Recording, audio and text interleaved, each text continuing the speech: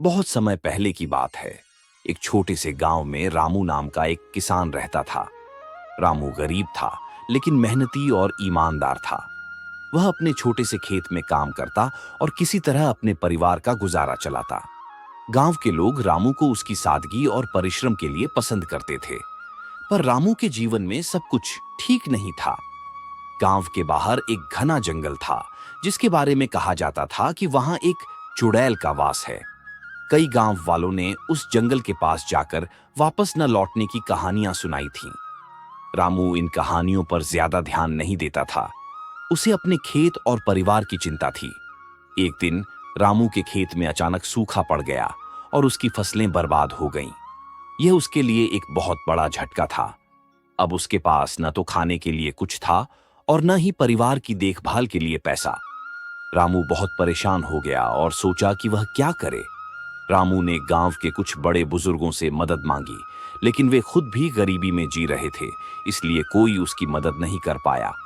आखिरकार रामू ने हिम्मत जुटाई और सोचा कि वह जंगल में जाकर लकड़ियां काटेगा और उन्हें बाजार में बेचकर पैसे कमाएगा। गांव के लोगों ने उसे जंगल में न जाने की सलाह दी, लेकिन रामू के पास और कोई रास्ता नहीं था। एक सुबह रामू अपने कुल्हाड़ी के साथ जंगल की ओर चल पड़ा। रास्ते में उसे गांव वालों की चेतावनियों की याद आई, लेकिन उसकी मजबूरी ने उसे आगे बढ़ने पर मजबूर किया। जैसे ही वह जंगल के अंदर पहुंचा, उसे चारों ओर अजीब सी चुप्पी महसूस होने लगी। पेड़ बहुत ऊंचे और घने थे और हर कदम पर ऐसा लगता था जैसे कोई उसकी निगरानी कर रहा हो। रामू ने कुछ समय तक लकड़ियां काटी, लेकिन अचानक उसकी नजर एक पुराने खंडहर पर पड़ी।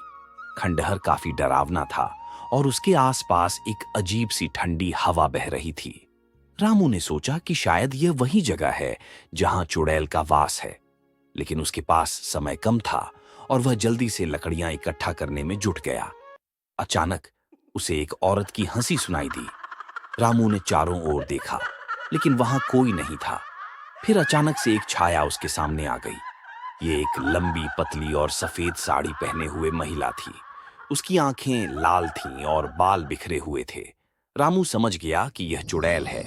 रामू डर से कांपने लगा, लेकिन उसने हिम्मत करके चुड़ैल से पूछा, तुम कौन हो और क्या चाहती हो? चुड़ैल ने हंसते हुए कहा, मैं इस जंगल की रक्षक हूं और जो भी यहाँ आता है वह मुझसे बच नहीं सकता। रामू ने अपनी मजबूरी बताई और कहा कि वह अपने परिवार के लिए सिर्फ कुछ लकड़ियां काटने आया है। चुड़ैल ने कुछ देर तक रामू को देखा और फिर कहा, तुम ईमानदार इंसान हो, जाओ, मैं तुम्हें कुछ नहीं करूंगी, लेकिन इस जंगल से जल्द निकल जाओ और फिर कभी लौट कर मत आना। रामू ने चुड़ैल का धन्यवाद किया और तुरंत वहां से भाग खड़ा हुआ। उसने बाजार में लकड़ियां बेचकर पैसे कमाए और अपने परिवार की मदद की। उसके बाद रामू ने कभी जंगल की ओर कदम नहीं रखा।